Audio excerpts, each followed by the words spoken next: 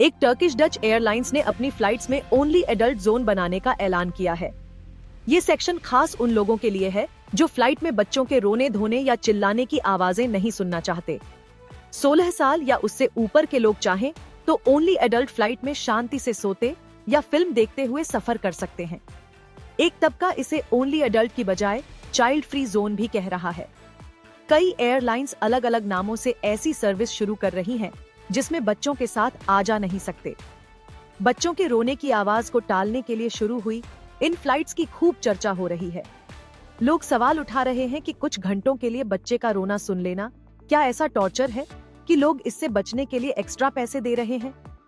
छोटे बच्चों के रोने की आवाज भले ही किसी को चिड़चिड़ा दे, लेकिन उसे नजरअंदाज करना लगभग नामुमकिन है। खुद साइंस इस बात को मानता है। बच्चों के रोने की आवाज मस्तिष्क पर क्या असर डालती है, ये पता लगाने के लिए ऑक्सफोर्ड यूनिवर्सिटी की वैज्ञानिक केटी यंग ने 28 लोगों के दिमाग की स्टडी की। इसके लिए मैग्नेटोएन्सेफेलोग्राफी का इस्तेमाल किया गया, जो मस्तिष्क में हो रही न्यूरल गतिविधियों को तेजी से पकड़ती है।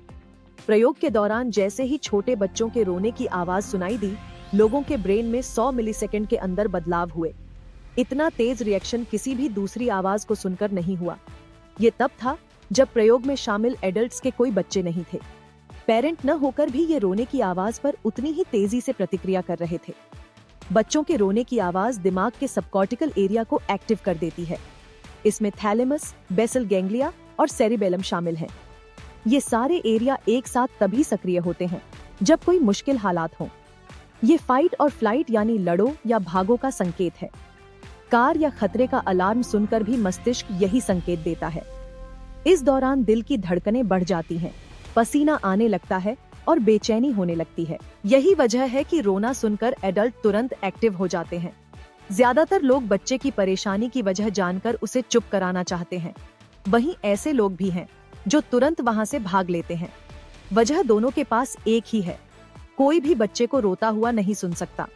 प्रयोग के दौरान लोगों को बड़ों और जानवरों के रोने की भी आवाज सुनाई गई, लेकिन किसी पर भी ब्रेन का वैसा रिएक्शन नहीं था। ऐसे में जाहिर है कि फ्लाइट या ट्रेन में रोते हुए बच्चे को नजरअंदाज कर पाना बहुत मुश्किल होता है।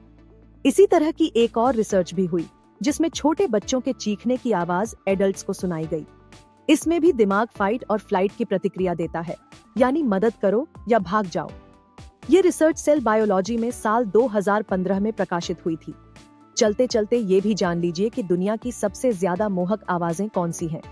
इनमें बच्चे के हंसने की आवाज को पहले नंबर पर रखा गया। इसके बाद कंप्यूटर के ऑन होने की आवाज है और फिर मोबाइल के वाइब्रेशन की आवाज।